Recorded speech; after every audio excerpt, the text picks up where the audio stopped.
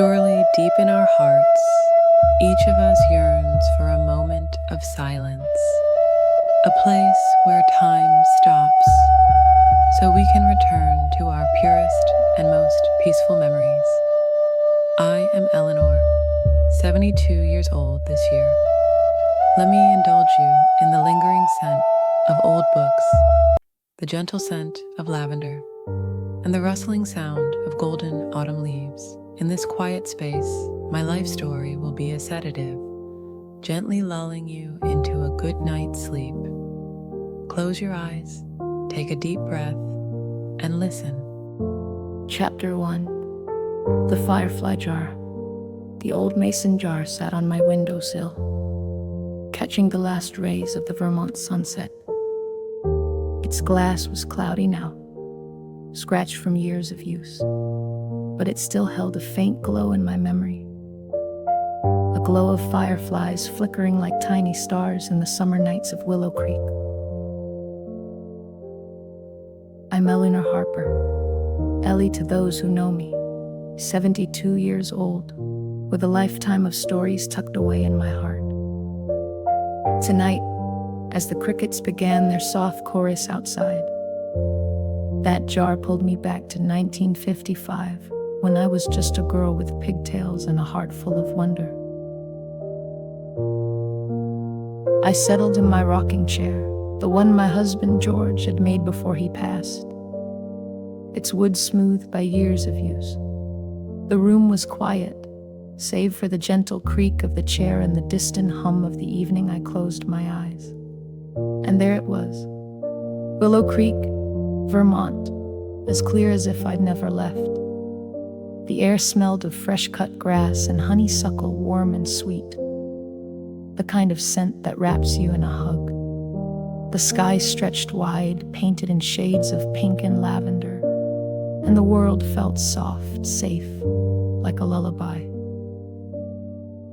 Back then I was 10, and summer was a promise that never broke. Willow Creek was a small town, the kind where front doors were left unlocked and kids roamed free until the streetlights flickered on.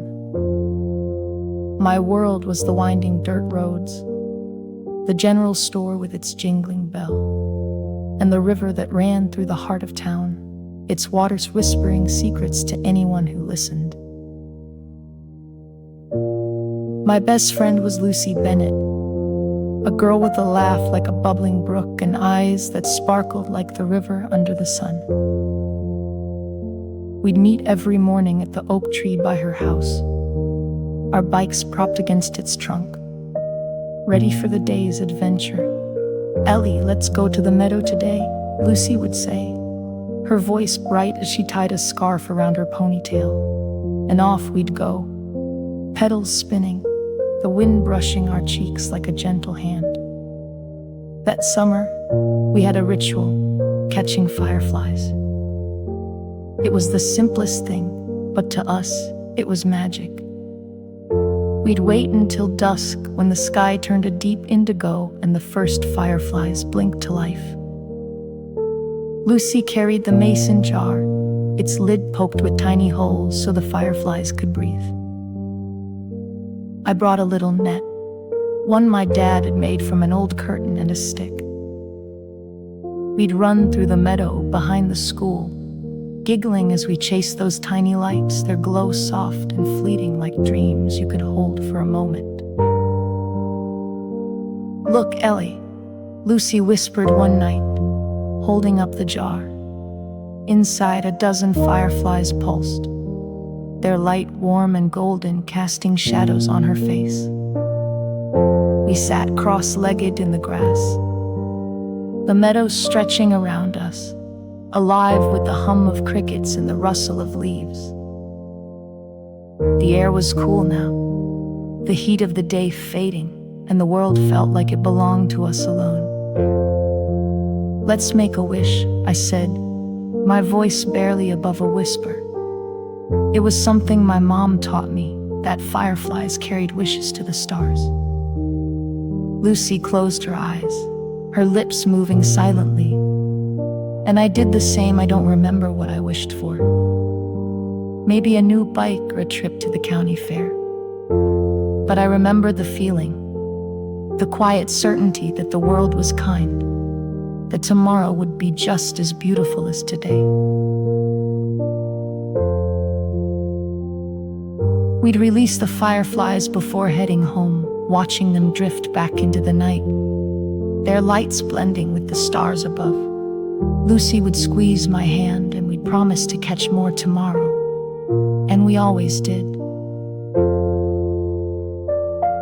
I opened my eyes back in my Vermont home, the mason jar still on the sill. The sunset had faded, leaving the sky a deep velvet blue speckled with stars that reminded me of those firefly nights. My heart felt lighter, as if the memory had lifted a weight I hadn't known I carried at 72. Life had brought its share of sorrows. George's passing, the quiet of an empty house, the ache of old bones, but those memories of Willow Creek, of Lucy and the fireflies were like a warm blanket, wrapping me in comfort. I rocked gently in my chair, the rhythm steady, soothing. The crickets outside sang their lullaby, and I thought of my mother's voice, soft and low, singing, "Dream a little dream of me," as she tucked me into bed. She'd brush my hair back, her fingers cool against my forehead, and tell me to sleep tight, that the fireflies would watch over me. Willow Creek was different now. I knew the general store was a coffee shop, the meadow paved for a parking lot, but in my mind it was still 1955, and I was still that girl running through the grass, chasing light. I smiled, my eyes growing heavy. The jar on the windowsill seemed to glow just for a moment, and I let myself drift, carried by the whispers of Willow Creek.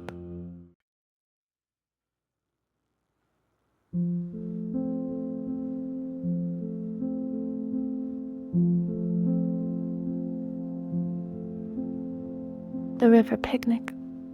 The rocking chair creaks softly under my weight. Its rhythm, a gentle of the past. Outside, the Vermont night was settling in, the stars winking through my window like old friends. I reached for the mason jar on the sill, its cool glass familiar in my hands, and felt the pull of Willow Creek again. At 72, I'd learned to live with the quiet, but tonight the memories were louder, whispering of a summer long ago, when the world was soft and the days were endless. I closed my eyes and there it was, the river sparkling under the sun, and a picnic that felt like a gift from time itself. It was July 1955, and I was 10. My heart as light as the breeze that danced through Willow Creek that morning. My mother had woken me early, her voice soft as she hummed Moon River over the clatter of dishes in the kitchen. The air smelled of warm bread and strawberries, and I knew what was coming. A picnic by the river, one of our summer traditions in Willow Creek. Picnics were more than meals. They were moments when the town came together, when laughter and sunlight wove us into one big family.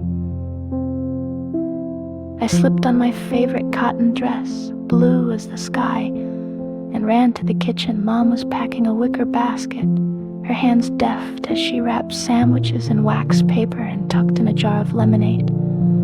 "Ellie, grab the blanket," she said, smiling, her apron dusted with flour. I pulled the old quilt from the hall closet, its patches faded but soft, stitched with love by my grandmother years before. We set out on foot, the basket swinging between us, my dad leading the way with a fishing rod over his shoulder. The path to the river wound through the meadow, where wildflowers nodded in the breeze, daisies, clover, and Queen Anne's lace, their petals brushing my legs as we passed. The sun was high, warm, but not heavy, and the air buzzed with the hum of bees and the distant trill of a cardinal. Willow Creek's river was our heart, a ribbon of clear water that curved through the town, its banks lined with willows that dipped their branches like dancers. We reached our spot, a shady patch under a big willow, where the grass was soft and the river sang a quiet song. Mom spread the quilt, its colors bright against the green, and we settled in, the world feeling just right. Lucy joined us soon after, her bike skidding to a stop, her cheeks pink from the ride. "Mrs. Harper, did you bring the cookies?" she asked, grinning, and Mom laughed, pulling out a tin of oatmeal raisin cookies, still warm from the oven. We ate slowly, savoring every bite. The sandwiches were simple: peanut butter and jelly, the bread soft and chewy, the jelly sweet with the taste of summer. The lemonade was tart, cool, poured into tin cups that clinked softly as we toasted to nothing in particular. Dad leaned back against the tree, his hat tipped over his eyes, pretending to nap, while Mom told stories about her own childhood, how she'd once caught a fish so big it nearly pulled her into the river. Lucy and I giggled, our legs stretched out on the quilt, the grass tickling our toes. After lunch, Lucy and I wandered to the river's edge, our shoes left behind on the quilt. The water was cool, lapping gently at our feet, and we waded in, the pebbles smooth under our soles. The river was shallow here, clear enough to see minnows darting like silver sparks. "Look, Ellie," Lucy said, pointing to a dragonfly skimming the surface, its wings glinting in the sunlight. We stood still, watching it hover, then flit away, leaving ripples that spread and faded. We spent the afternoon chasing those ripples, splashing gently, our laughter blending with the river's murmur. The willows swayed above us, their leaves whispering secrets, and the sky was a perfect blue, dotted with clouds that drifted like cotton. I felt weightless, as if the river could carry me anywhere, as if time could stretch forever. Lucy found a flat stone and skipped it across the water. 3, 4, 5 hops before it sank.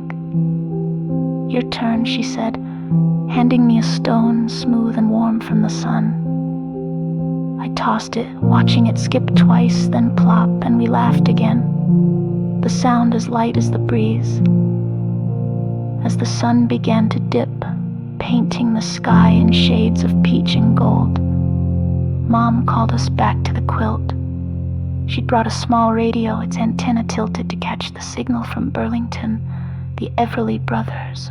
"All I have to do is dream" floated out, soft and sweet, wrapping us in its melody. Lucy and I lay back, our heads on our hands, watching the clouds turn pink.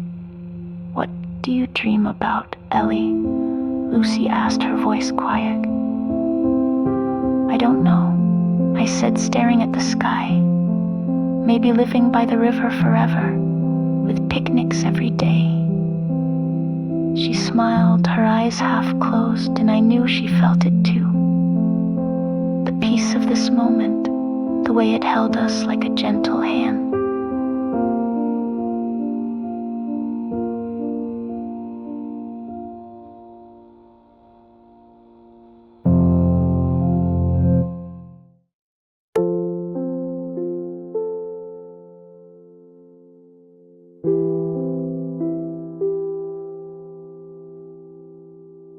Chapter 3. The Starlit Night. The Vermont night was soft around me, the air cool against my skin. As I sat in my rocking chair, its gentle creak a steady heartbeat. The mason jar on the windowsill caught a glimmer of starlight, and I smiled, my fingers tracing its familiar curves. At 72, I'd grown used to the quiet of my evenings, but the memories of Willow Creek were never silent. They whispered to me soft as a summer breeze, pulling me back to a time when the world was wide and wonder was as close as the stars. Tonight, as the crickets sang their lullaby outside, I closed my eyes, and there I was, a girl again, lying under the vast, twinkling sky of 1955. It was August in Willow Creek, Vermont, and I was 10, my heart brimming with the magic of summer. The days were long and warm, filled with bike rides and river splashes. But the nights were something special. They belonged to the stars, to the quiet hum of the earth, to the moments when time seemed to pause, holding you close. That night, Lucy and I had planned a secret adventure. We'd sneak out to the meadow behind our house to watch the stars, just the two of us, with nothing but a blanket and our dreams. I waited until the house was still, my parents' voices fading into soft murmurs from their room. The clock in the hall ticked softly, marking the hour 9:30, late for a girl my age in Willow Creek. Where bedtime was as predictable as the sunset, I slipped out of bed, my bare feet cool against the wooden floor, and pulled on my sneakers. Scuffed from a summer of running, in my hands was the quilt my mother kept in the living room, its patches soft and worn, smelling faintly of lavender from her sachets. I tiptoed out the back door, the screen creaking just a little, and pedaled my bike through the quiet streets. Willow Creek at night was a different world, its houses dark and cozy, their windows glowing like lanterns. The air was sweet with the scent of grass and blooming jasmine, and the crickets sang in chorus, their song rising and falling like waves. I reached Lucy's house, a white clapboard with a porch swing, and saw her waiting by the oak tree, her silhouette lit by the moon. "Ellie, you're late," she whispered, but her grin told me she didn't mind. We spread the quilt in the meadow, a wide expanse of grass that stretched toward the horizon, dotted with fireflies that blinked like tiny echoes of the stars above. The meadow was our place where we chased butterflies and rolled down hills. But tonight, it felt sacred, hushed, as if it knew we were there to listen. We lay back, our heads resting on our arms, the quilt soft beneath us. The grass was cool, tickling my neck, and the air was just right. Not too warm, not too cold. Like a gentle embrace. The sky was a marvel, a deep indigo canvas splashed with stars, so many I couldn't count them all. They twinkled, some bright, some faint, as if they were whispering secrets to each other. "Look, Ellie," Lucy said, pointing to a cluster that shimmered like a diamond necklace. "That's the Big Dipper." I nodded, though I wasn't sure. I just loved the way she said it, her voice full of wonder, as if the stars were hers to name. We lay there, quiet for a while, letting the night wrap around us. The crickets sang on, their rhythm steady, and a soft breeze rustled the grass, carrying the scent of earth and wild flowers. I felt small under that sky, but not in a scary way. Small, like I was part of something bigger, something kind. Lucy reached for my hand, her fingers warm, and we held on, two girls tethered to the earth but dreaming with the stars. "Do you think the stars know who we are?" I asked, my voice barely a whisper. Lucy turned her head, her eyes catching the moonlight. "Maybe," she said. "Maybe they're watching us like we're watching them." I liked that idea, that the stars were friends, keeping us company in the dark. I imagined them smiling down, their light soft and steady, guiding us through the night. We played a game then, one we made up on the spot, naming the stars. "That one's Mabel," Lucy said, pointing to a bright one near the horizon. "She's a singer, like Ella Fitzgerald." I laughed, picking a faint star above us. "That's Charlie," I said. "He's a farmer, grows the best corn in the sky." We went on like that, naming star after star, giving them lives and stories, until the sky felt like a town of its own, full of friends we'd never met. The air grew cooler, and we pulled the quilt over our legs, its weight comforting. My eyes grew heavy, the stars blurring into soft smudges of light. Lucy's voice was softer now, her words slower, as if she too was drifting. "Ellie," she murmured, "promise we'll always watch the stars together." I squeezed her hand, my heart full. "Promise," I said, and I meant it, though even then I knew promises were fragile things like fireflies in a jar. Chapter 4. lullaby evening. The Vermont night was gentle. Wrapping my little house in a quiet embrace, I sat in my rocking chair, its familiar creak a soft rhythm that matched the beating of my heart. At 72, I'd learned to cherish these moments of stillness when the world slowed and the past came whispering back. My fingers brushed the mason jar on the windowsill, its glass cool and smooth, and I felt the pull of Willow Creek again. The crickets outside sang their endless song, and I closed my eyes, letting the memories carry me to a summer evening in 1955, when my mother's voice was a lullaby, and the world was as warm as her arms. It was late July in Willow Creek, Vermont, and I was 10 years old, my days filled with the simple joys of summer. The town was alive with the hum of cicadas, the scent of blooming lilacs, and the laughter of children running through the streets. But the evenings, those were my favorite. They were soft and slow, like a breath held gently, and in our little house on Maple Street, they belonged to my mother. That evening, the air was warm, heavy with the promise of rain. The sky had turned a deep violet streak with clouds that glowed faintly at the edges, as if reluctant to let go of the day. I'd spent the afternoon with Lucy, chasing fireflies in the meadow until our jars glowed like lanterns. Now as the street lights flickered on, I was home, my sneakers dusty, my cheeks flushed from the day's adventures. The screen door creaked as I stepped inside, greeted by the familiar smell of my mother's cooking, roast chicken and fresh-baked cornbread, the kind that crumbled softly in your hands. The living room was a haven of warmth, its walls lined with faded wallpaper, a pattern of roses that had been there since before I was born. A single oil lamp sat on the side table, its light casting a golden glow that danced across the room. My father was in his armchair, his newspaper folded on his lap, his eyes half closed as he listened to the radio. It was tuned to a station from Burlington, playing Nat King Cole's Unforgettable, the notes smooth and velvety, filling the air like a caress. My mother was on the couch, her sewing basket beside her, a half-finished quilt draped across her knees. She looked up as I entered, her smile soft, her eyes crinkling at the corners. "Ellie, sweetheart, come sit," she said, patting the cushion beside her.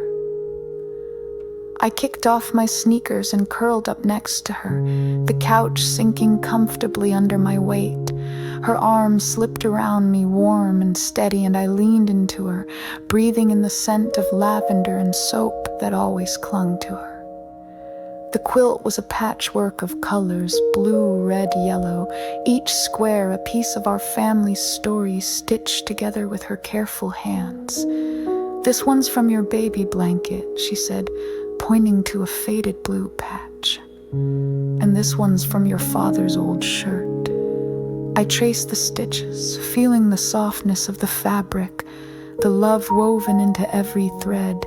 The radio played on, Nat King Cole giving way to Ella Fitzgerald, her voice like a warm breeze singing "Dream a Little Dream of Me."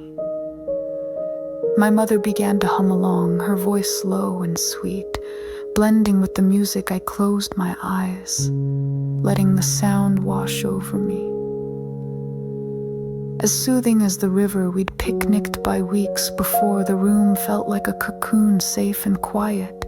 The world outside fading to a distant hum, the oil lamp flickered, its light painting shadows that swayed gently on the walls like leaves moving in a breeze. "Sing to me, Mama," I said, my voice small. Almost lost in the music, she smiled, brushing a strand of hair from my forehead, her fingers cool and gentle. "All right, Ellie," she said, and she began to sing, her voice soft as a whisper. A lullaby she'd sung to me since I was a baby.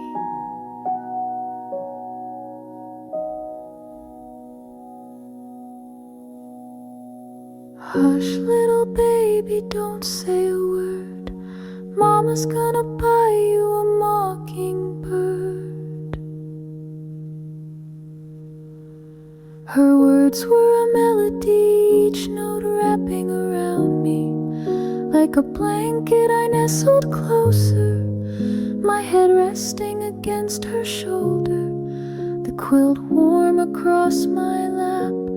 My father stirred in his chair, his newspaper rustling, but he didn't speak, just listened, his eyes soft in the lamplight. The radio faded to a low hum, and my mother's voice took over, steady and sure, carrying me to a place where time didn't matter, where the night was endless and kind.